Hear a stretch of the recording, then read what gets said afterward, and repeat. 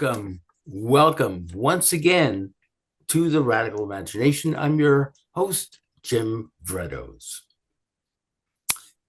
Today on the Radical Imagination, we're celebrating the life and legacy of one of the most charismatic, influential, and legendary community organizers and activists of the 60s, 70s, and 80s.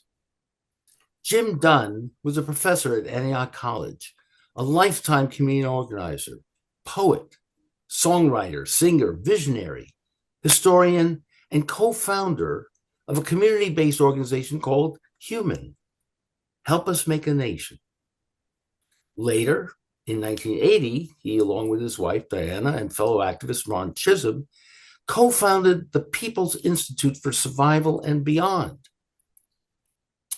As a lifelong activist, Jim's foundation of grassroots community organizing and struggle began in the Southeast Bottoms in the 1960s, a historically poor community in Des Moines, Iowa, where 80% of its residents were without drinking or running water.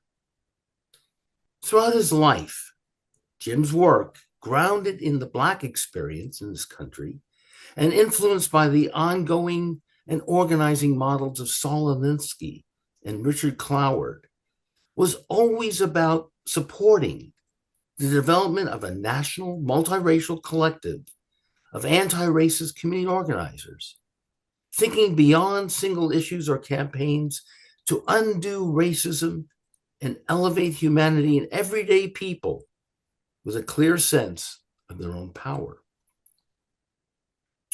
Since 1960, the People's Institute, through their Undoing Racism and community organizing workshops, has impacted the lives of nearly 2 million people nationally and internationally, and has created a training team of well over 100 organizer trainings and trainers. Working with Sheila Collins, the director of the United Methodist Church Volunteer Service Program, and one of the leaders of the Free Eddie Carthan Campaign, Jim became involved in the late 1970s as a strong supporter of Eddie Carthan, who in 1977 became the first Black mayor since Reconstruction in Tchula, Mississippi. Eddie later faced arrest and conviction to false murder charges in an overtly racist criminal justice system in Mississippi. Jim and Sheila played major roles in helping him gain his eventual exoneration. We're so grateful and blessed to have both Diana and Sheila on today's show to share in the legacy and life force that was Jim, and to discuss Sheila's new book coming out on Eddie Carthan. Jim was a dear friend of mine for over 20 years, beginning in the tumultuous years of the late 1960s at Columbia University until his untimely death in 1989 of multiple myeloma. His spirit lives on in my heart and so many more hearts. And in every show we do of the Radical Imagination, his smile, life energy, and songs lit up a room. It was impossible not to be impacted by him. All he had to do is ask him, and he'd always say, "Come with." So, Sheila, Diana, let's come with the spirit of Jim Dunn, and let's talk about your own work, your own involvement with this remarkable individual and the larger human rights and civil rights movement he was so invested in and so involved in. Welcome, Sheila and Diana. Thank you very, very much for being here today. Diana, you probably should begin. Oh, Yeah, go ahead, Diana. you know, as I was thinking about this, I wanted to read to you who he dedicated his thesis, his dissertation to. He said it's dedicated to the people of color, past and present, who struggle to create a human society, and to the sons and daughters of John Brown. So one of the things that Jim was so adamant about was working with white people. I have to say that. Of course, he worked with people of color, and he got a lot of flack for working with white people in the beginning because, we were written off, after the civil rights movement, what we need to go work with ourselves. It's what it was. But that's what I always appreciated about him, was that he included everybody in whatever he did. And he, in his dissertation, is written about grassroots organizing in the 60s, both in the North and South, that had been abandoned in the 70s. And so we were carrying on from there. Would you like me to start a little bit about his early age and how he got to? Yeah. Give us an understanding of the inclusiveness of this man. As you were saying, he was a man of the people, of the Black people, of all of us, though. All of us. So how did that come to be? What were some of those early experiences that gave him this insight? And he was born in Urbana, Ohio, in a very poor family. And he figured his only way out to get to college was to join the Army. So he joined the Army in the 50s so that he could get the money to go to college. Right. So he joined the Army, and he was stationed in Mississippi. And actually, when he was in the Army, he was in the band, so he got to sing. And anyway, so when he was in Mississippi is when Emmett Till got killed. And that was the dagger to his heart that said, no, this is what I have to do when I get out of the Army. And so he was able to get, after he got out of the Army, he was able to go to Ohio State on the GI Bill, which gave him the education. So he was planning for years. But the piece I forgot to say was his father was a brilliant, brilliant man. So you can imagine, Jim would be 90 today. So his, father was probably born in the 20s or the late 1800s. And he was a brilliant man, but of course he couldn't get a job because he was Black, et cetera, Urbana, Ohio. And he suffered under that, and he drank a lot. And so he was sort of shoved away. And when he started drinking is when Jim's mother died at a very early age, which really upset him. But so Jim was raised by his grandmother, and the only way that his father could come and speak to him is wait until everybody in the house was asleep. He climbed up a ladder into Jim's room, and he started teaching him about, this just brings tears to my eyes, about Black history. So he gave him the base. His father was so knowledgeable, and to be that knowledgeable, he graduated the top of the class in high school, but of course he got no recognition for it. So he taught him Black history. And so that is what the things that, and seeing Emmett Till, die when he was in the military, that gave Jim what he needed to push forward. And as you talked a little bit about, so he went to, got into Ohio State, and of course was going to do something with his education. And that's when he got a job at the settlement house in Des Moines, Iowa, which he loves to say in his dissertation. He didn't know that the S's weren't pronounced. He couldn't pronounce the name. Des Moines, both of them have S's in it. And he said, how can you know? Anyway, so he got a program director in a settlement house in Des Moines, Iowa, after he graduated. So he was working in the Southeast Bottoms in a settlement house. And what I find, I just try to pick out the things that really triggered Jim to start thinking differently.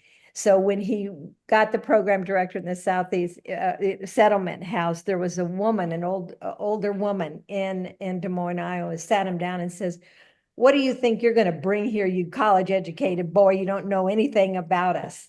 And so she sat him down and said that you have come here to learn, and you learn by speaking to the people. You talk to the people, you see where they are and what they're doing.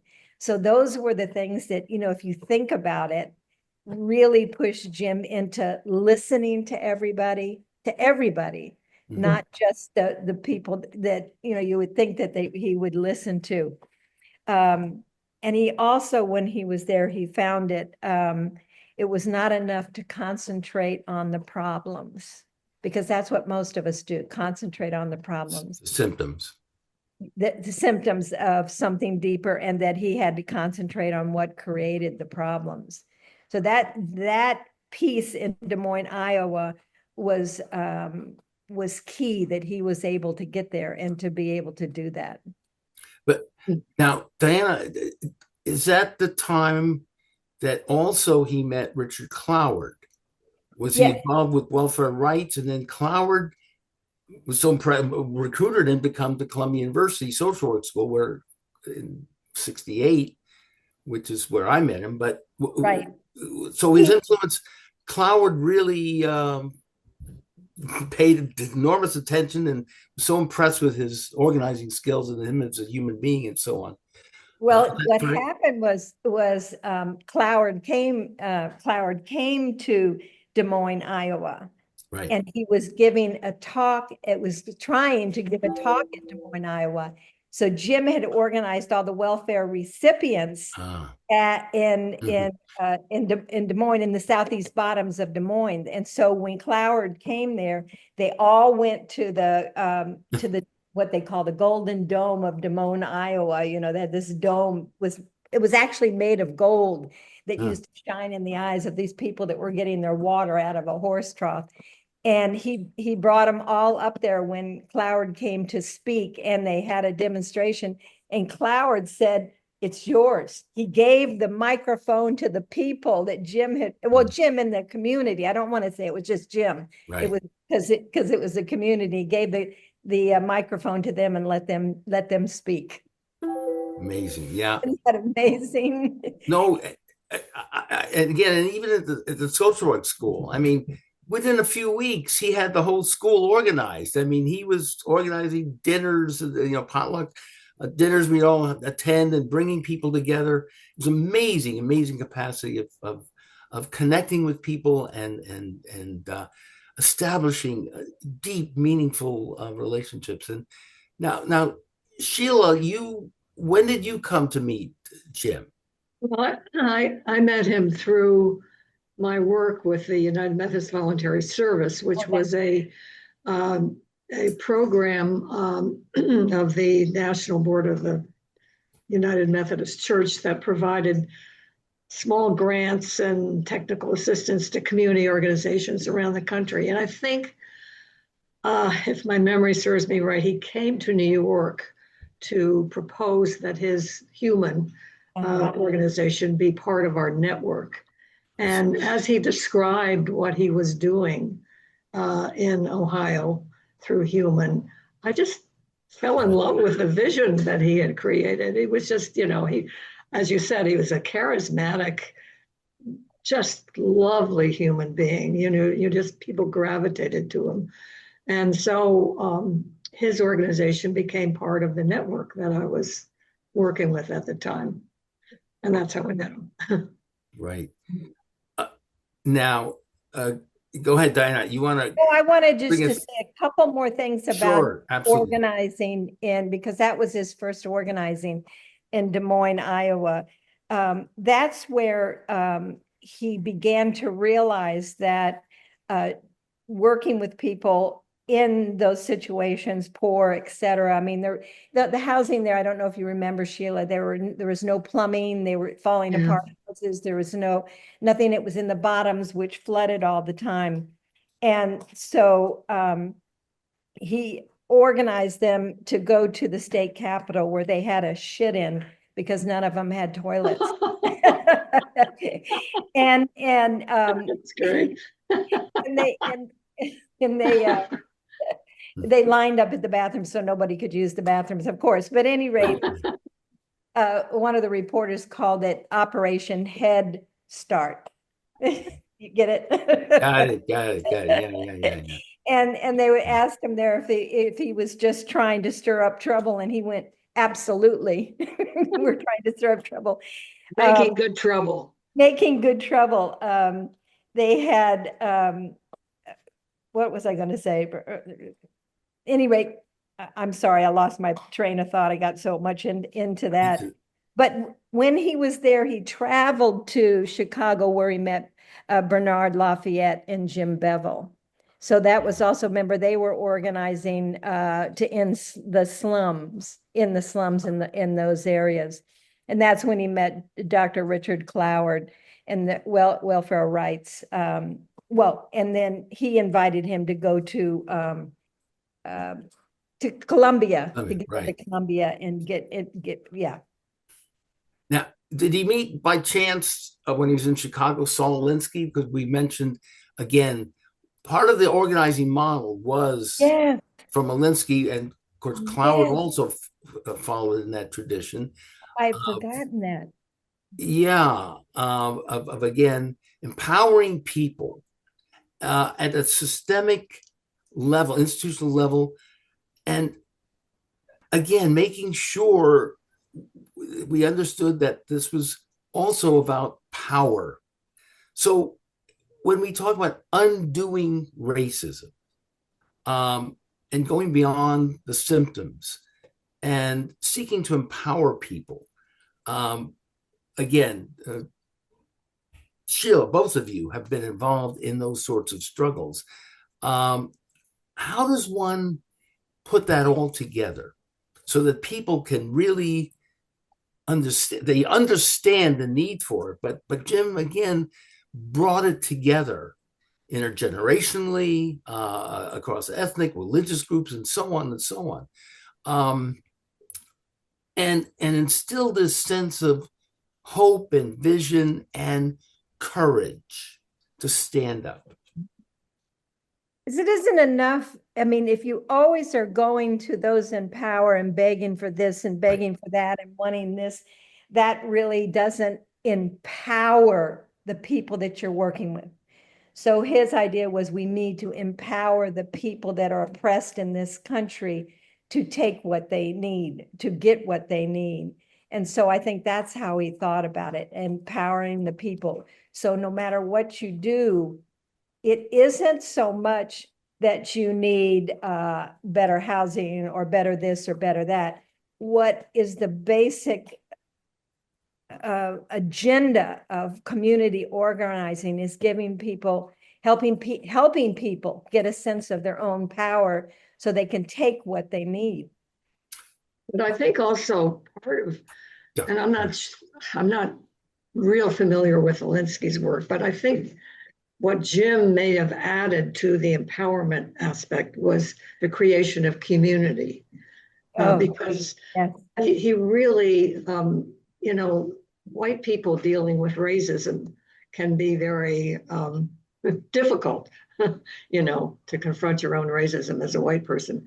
But Jim was able to help people deal with their racism, white people, because he kind of created this sense of community and vision and hopefulness and warmth. Yeah. Individual warmth and connection. Yeah. That you were a valued human being as well. It. We all were. Yeah. That's so key. So it becomes a spiritual, if you will, right? Psychological, spiritual, cultural, political, putting it all together, and liberating us all from the difficulty of facing our own histories, our own hurts, and how we hurt others. Mm-hmm. I mean, I remember, when, you can say more about this, Diana, but, when H.U.M.A.N. gathered the United Methodist Voluntary Service Network in a retreat, for a weekend retreat. I mean, there would always be music and food and, socializing. Yep. And that kind of creates community, brings people together. And so. And that of course was absolutely important, but also that, I'm sorry. What's happening? Live. My son-in-law. Oh, okay. Hello, this is my son-in-law. Hi, son-in-law. Hello, hi. All right. Is Maisha around, by the way? Yeah, but she's at home. I mean, her Okay, good. All right, okay. Well, all they're right. they're working on one of my bathrooms, so Okay, sure. that's surprising. Appropriately enough, right. Head Start. Okay, yeah. All right. Well, see, God works in mysterious ways. Okay, go ahead. Yeah. Um, so yeah, we lost. No, we were connecting with people on all kinds of levels and dealing with individual narratives and collective narratives and getting people to see that we're all, in a sense, as Cornel West would say, cracked vessels, if you may. We all have our narratives. We're all hurt in different ways. And how do we take that hurt and heal it, right? Tikkun olam, and so on. Jim had this capacity that, I mean, there's a handful of people I've met in my life that could do this in a very concrete way. And yeah. And that's why they started, well, Frederick Douglass Kirkpatrick started the coffee houses, and that's why. Hey, brother, coffee house. I'm sorry.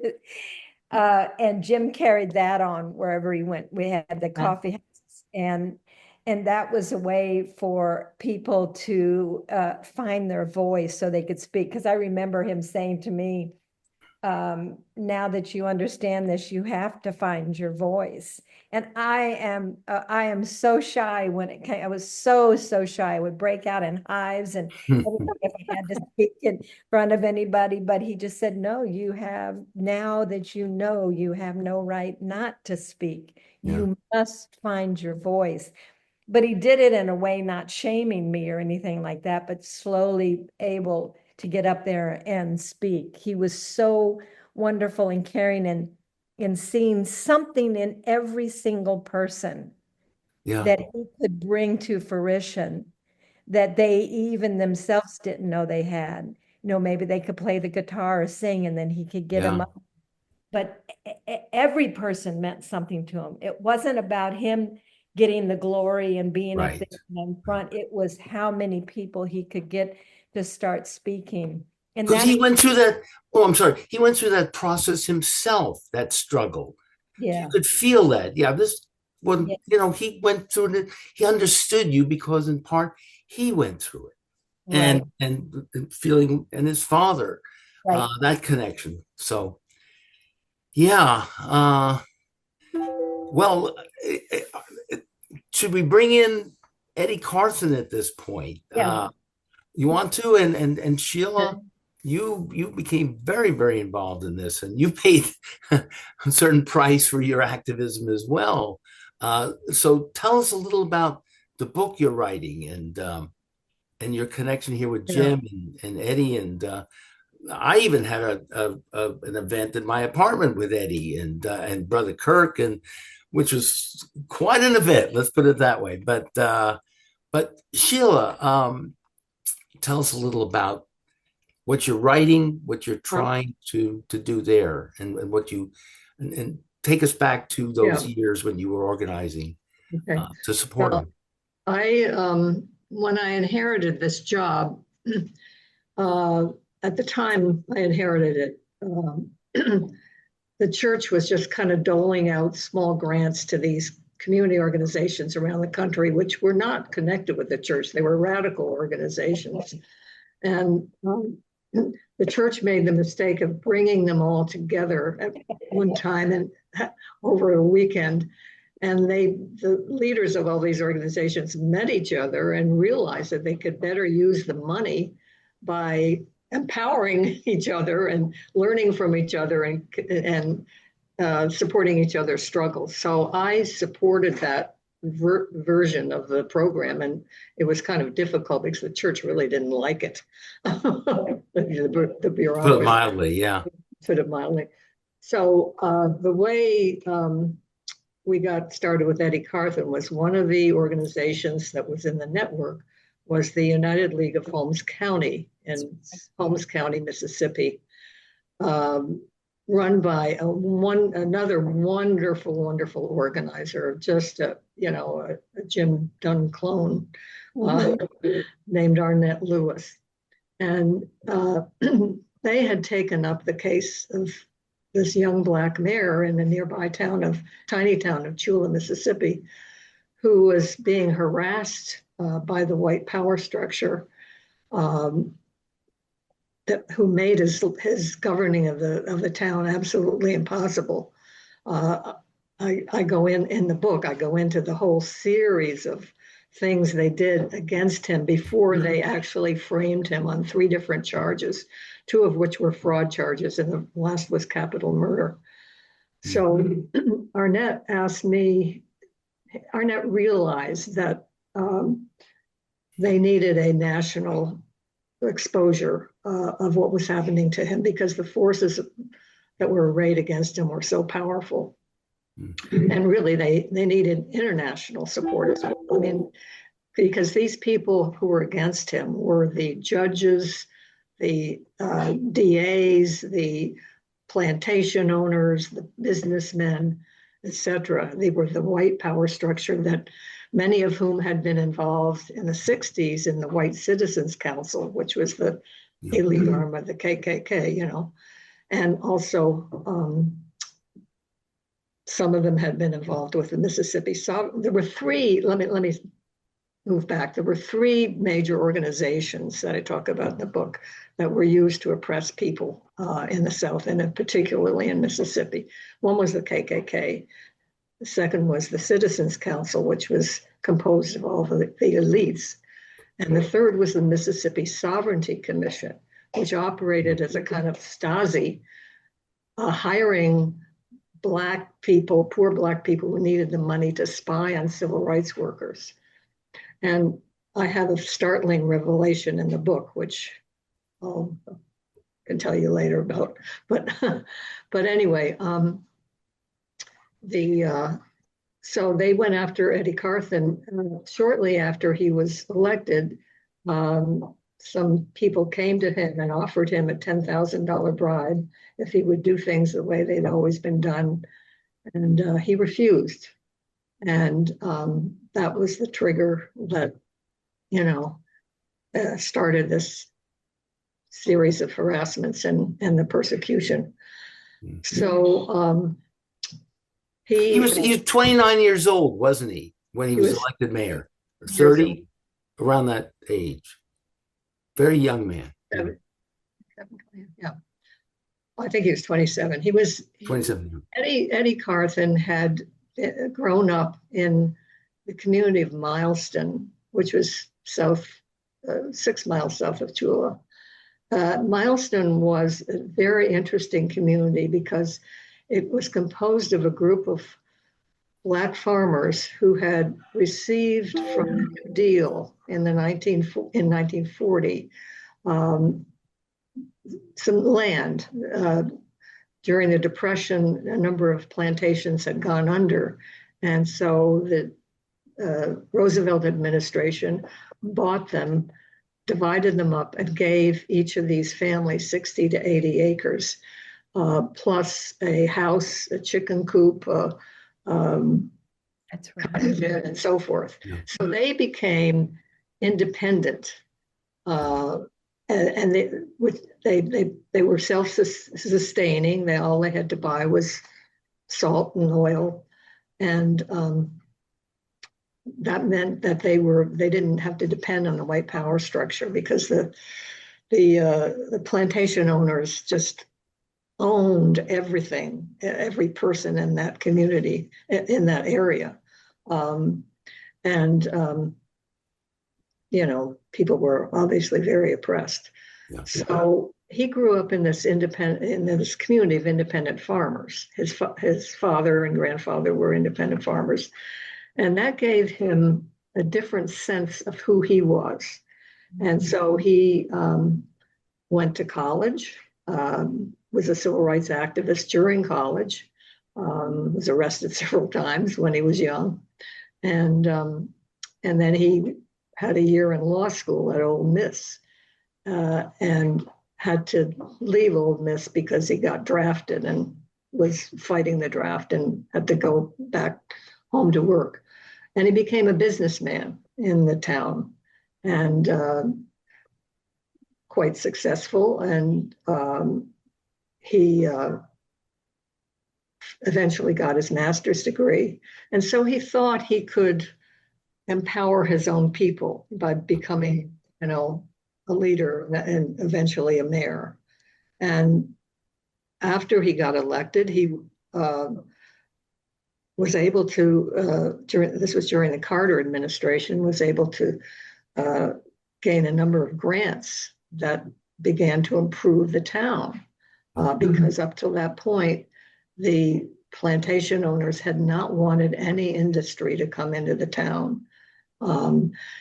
And so he started, a daycare center, a health clinic, gave jobs through CETA to people. And the white people didn't like this at all because they wanted to keep the cheap labor,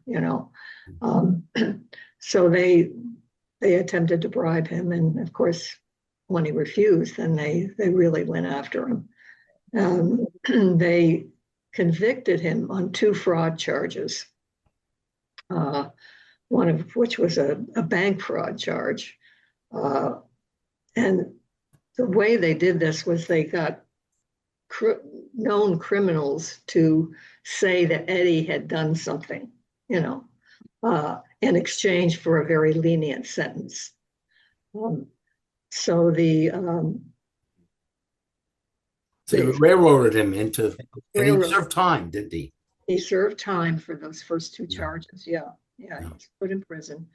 And then they finally, when he kept, his spirit, and when this national and international support began for him, then they really got scared. And that's when they charged him with capital murder. Right. And what happened was that there was when he was elected, there were 3 Black people elected to his board of aldermen and 2 whites. And the whites were obviously the evil people in this story. And these 2 white people got the 2 of the Blacks to side with them. And one of them was a man named Roosevelt Granderson, who was the high school football coach, not football coach, basketball coach. And Granderson was murdered by two criminals from East St. Louis, Illinois, who came into town, and the police caught them and eventually got them to say that Eddie Carthan had hired them to kill Granderson. Now it turned out, and all the white press, the white people were, saying that Granderson was a pillar of the community. He was a popular basketball coach and so forth. And during the discovery process, in the murder trial, it came out that Granderson was actually dealing drugs and using his basketball players to distribute the drugs for the white elites who were running a drug trafficking operation from Latin America, landing on the drugs on their plantations, and then they would transport the drugs. They would put them in fake cotton balls and transport them to a white cemetery, put them in a mausoleum until they were ready to distribute them. I mean, it was, and this. Wow, you couldn't make this up. I mean, this is an incredible story. And the CIA was also involved. Wow. I mean, it's just one of the other, I don't know whether I should give it away, what I'm writing about in the book, but the man who was used to frame Eddie on the bank bank charge, fraud charge, was in the 60s, was a spy for the Mississippi Sovereignty Commission. And he was the same one who had given the KKK the license plate of the car that Goodwin, Cheney, and Schwerner. Holy moly! Wow! And he was the black officer for the governor of the state. Wow! So then it took incredible courage, right? So Arnett, through Arnett, Jim, and H.U.M.A.N got connected with, because Jim, as part of the network, right? Actually, the work that Jim and Ron did, and Diana and others, in training people in this anti-racist organizing framework, enabled the support, enabled us to have support around the country. Yes, right. All these people had been primed, and educated to take up cases like this. So when the call went out, they readily responded, and chapters were set up in different parts of the country. And money was raised. It was difficult because there was tremendous legal expenses for all these cases, but Jim was decided that he needed to organize this national support base. And so this is what he did. He came in, and he was a tremendous resource and organizer. And without him, and without Arnett, and a number of other people, Eddie would have Vivian and Braden, a lot of what? And Braden. CD Vivian and Braden, a lot of huge names that were huge names. Ossie Davis was chair of the National Support Committee. Dick Gregory, the activist and comedian. So we were able to enlist many prominent people. SCL Lowry of SCLC, and now, Sheila, don't be shy here, because you got some real blowback from some of the Methodists, right? Too. That's right. Pardon me? I just said that's right. Yeah. Y'all tell us a little about that. I'm writing this as a kind of semi-memoir where my story intersects with Eddie's. Right. And it's mostly about Eddie Carthan, but who was a very courageous person. Just, what he's been through is just unbelievable.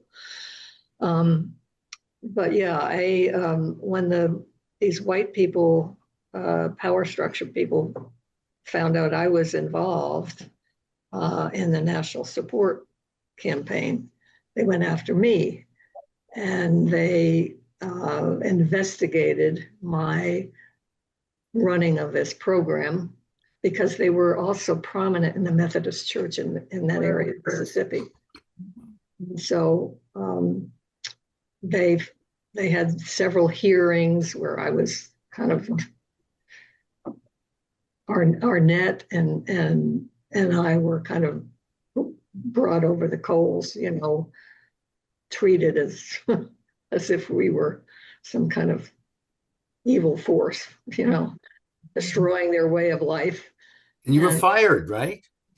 Well, eventually. After the series of investigations of my running the program.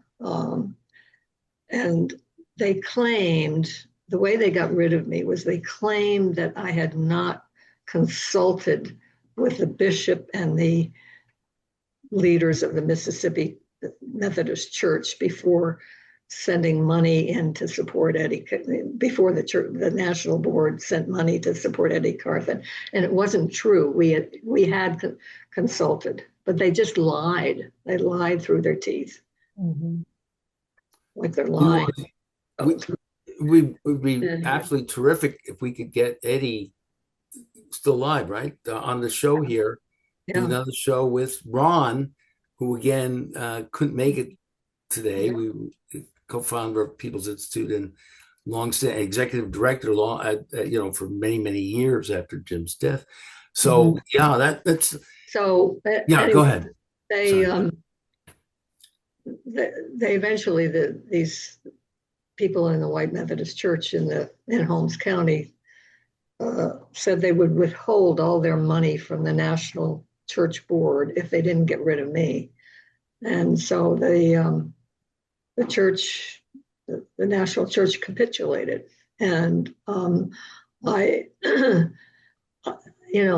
I was so angry because I realized that they were covering up a massive crime, and capitulating to that kind of injustice. And there were peculiar things that went on. I mean, during the murder trial, I was actually in the hospital having hysterectomy.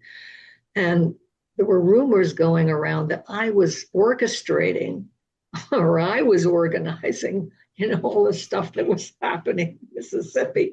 I mean, it was just incredible, From your hospital bed there. From my hospital bed. Right. You're quite a woman. Yeah, absolutely. Wow. Yeah. So, well, this is only part of the story of a life. And then, of course, with your dear husband, finally, too, my husband was also involved. Involved, too, in these he was very courageous Yeah. events and movements. Yeah. Yeah. So anyway, when I finally, recovered from my hospital stay and went back to work, I found out that my job had been taken away. And I went into my boss to ask why this was happening. And he said, well, you're very good at organizing poor people, but that's not what the church is about. Well, I said, do you know Jesus? Hello. Yeah. Well, I said, first of all, I'm not organizing poor people, are organizing themselves, but also I thought that's what Jesus was all about. Right.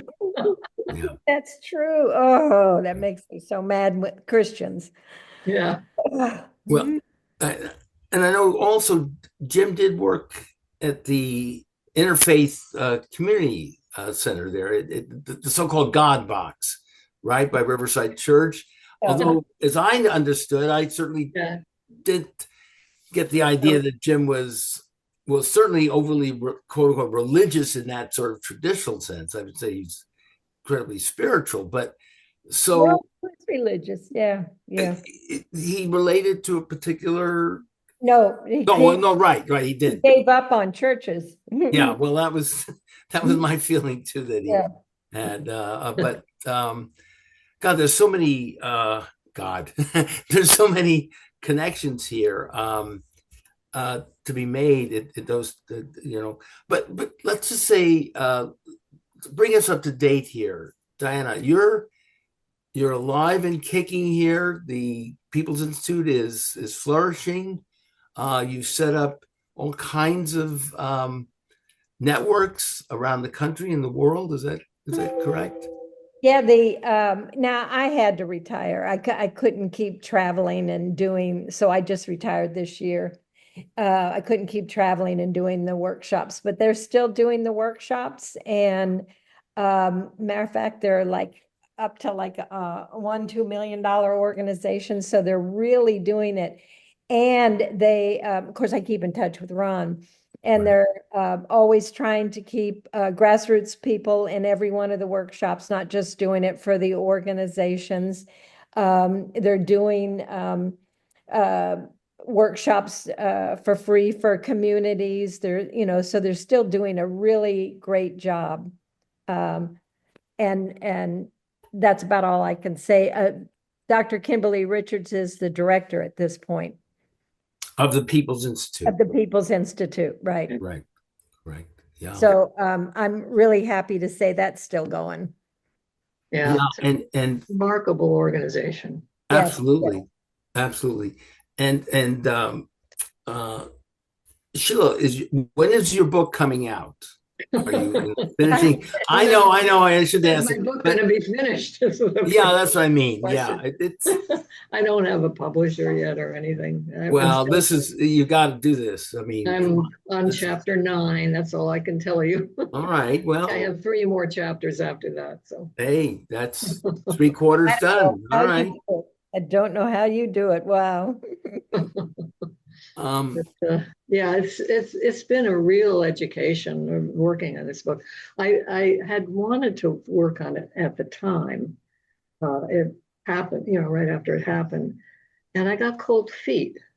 But I had collected enormous amounts of material from Ken Lawrence, who was also part of the National Support Committee, and he was a researcher of the radical right. So he had collected all kinds of material. He had given it to me and encouraged me to write. And but I got cold feet because I don't know. I can see why all that's happened to you. Yeah. Yeah. So I had stored all this stuff in my basement and I had forgotten about it. And about 9 or 10 months ago, I was cleaning my basement a little bit and I discovered I had, enough with a few extra interviews to write the book. So I'm wading through newspaper articles, court transcripts, letters, financial documents, et cetera, et cetera. And I've also used a number of books on Mississippi and the history of Mississippi and the history of the civil rights movement to write the book. So I've learned a whole lot. I mean, it's been a real education, I bet. wonderful education. well, with all due respect, I mean, this is you've got to do this, Sheila. This is Yeah, I know. yeah, So I realized I need to do it now because, yeah, words like inclusiveness, diversity, race are being, yeah. this is so more important than ever, Yeah. I Yes. wanted to get into that a little bit in the remaining time we had. The relevance of what Jim was doing in the 60s and 70s and so on to what's going on now. Yeah, yeah. Well, Uh, one of the books I used made the case that the Mississippi racists were the foundation for the current conservative movement. Well, and that could be seen through the politics of the South and how they crept Yeah. their way into the conservative portion of this United States, right? Right. Yep. And it's so racist. I mean, everything that's Yes. going down now, it's just so racist. It's just, Yep. And Trump doesn't help. he- I mean, I'm it just, does help with that. yeah. Well, I'm just curious. Either one of you have you been in touch with Reverend Barber? Because it seems like this is the sort of organizing and stories and so on that he would be very much interested in. And I would have to say that the charisma that Reverend Barber has. I mean, again, there's only it's Jim Dunn again. It's Cornel West and Reverend Barber. I mean, these are individuals that come along only rarely. So yeah. it seems to me Reverend Barber would be a natural for your book. And we could, Jonathan Wilson Hartgrove could take a look at it. Jonathan or Who? Jonathan Wilson Hartgrove, who's co-authored a number of books with Reverend Barber, and he's been on the show a few times here. Yeah. But Well, if you have contact information, that would be great. absolutely. I just haven't done anything about a publisher yet because I just want to get it done, and it's taking up so much time. Right. It's really so time consuming. So I've just been kind of plowing through it. Right. Can I mention just a couple of things that were big on Jim's mind? I just wanted to get this in. Sure. That we need to go from dependence to independence to interdependence. That's it. key of him. And another one was, he always said, to do this work, you need self-knowledge, self-love, and self-discipline. I just wanted those 6 things in there because that's how he always spoke. Good. I like those. Yeah. Like them very, very much. It's absolutely central. And this is incorporated in these workshops, right? You try to reach people with these principles, correct? Yes. Diana? And again, these workshops are 2.5 days long typically, or longer. No, 2.5 days. 2.5 days and so on. Usually what? How many people are usually involved typically? We don't like to get more than 40, and 30 is pretty much a big crowd. Right. Yeah. It must be incredible to recount how these 40 people are the way before the workshop and then after. I know we only have a few minutes, but what happens? What happens? I mean, tell us about the transformation that you hope to achieve. I think that they understand more what obviously what racism is. And that when we as whites are called racist, it's because we get, what do you call it? We have power just because we're white. So it's not so much that we hate other people, but because the very fact that the supremacy of whites in this country that runs this country is what we're talking about when we talk about racism. So I think it takes the load off. I hate people of color or anything like that. So they have a whole new way of looking at it. But the main thing is white people then have a way of working with white people to begin to understand it and to begin to change it. Because the word race, or being called a racist, and racism is so fearful to us because we know we're such nice people, that they have an understanding of it, and then they can work with other white people, which is what we were asked to do after the civil rights movement. Go work with white people. And that is one of the hardest things that we've ever had to do, is to work with other white people. So it gives a foundation that we can do it without such, I don't know what I want to say, the word racist is so, does that make sense? I'm not articulate like you could. You're very articulate. White people are part of a structure. Thank you. A larger structure. Right. That we benefit from. So we have to look at it in that way, how we can open that up, as Jim says, open it up to everybody. Right. And realize that we are in the position we are because of all kinds of people helping us. Right. Right. I'm right here doing the show out here in East Hampton. There's a research that the editor of the local newspaper, East Hampton Star, has come up with, the Plain Sight Project. The amount of slavery in a place like East Hampton was incredible. And it's totally denied.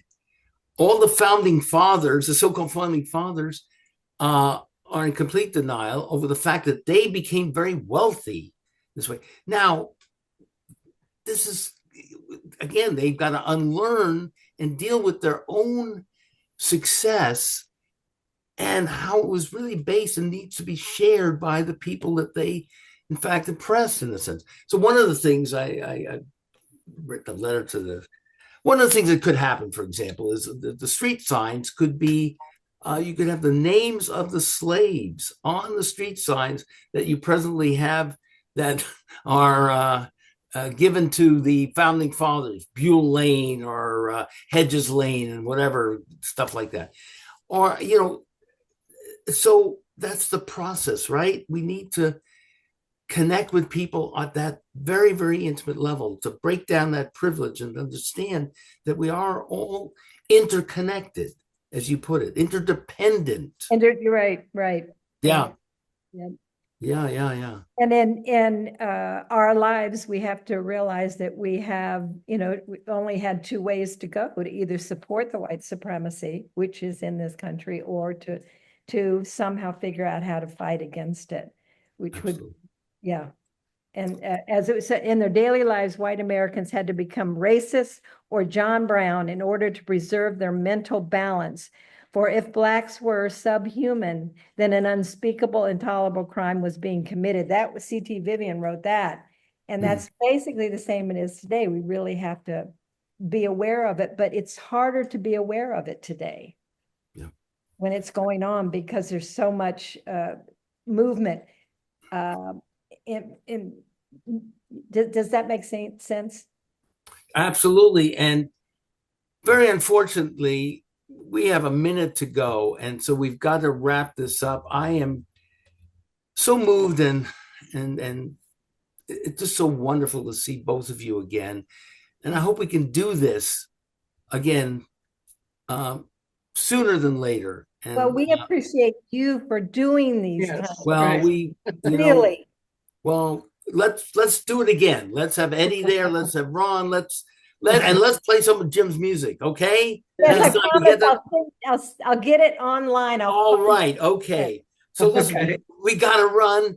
Thank you again so very, very much. It was Sheila, wonderful. Diana, Bye-bye. love you all. Wonderful. Thank you. Thank you so very, Bye-bye. very much. All the best. Thank you. Bye-bye. And thank you so very, very much for Keep listening to writing, Sheila. Keep writing. Yes, Okay. absolutely. We want to have that on the show next too. Finished. All Okay, right. gotta run. Okay. Thank you so Bye-bye. very, very much for watching us here on the Radical Imagination. Jim Vrettos here, telling you that we'll be seeing you next week. All the best.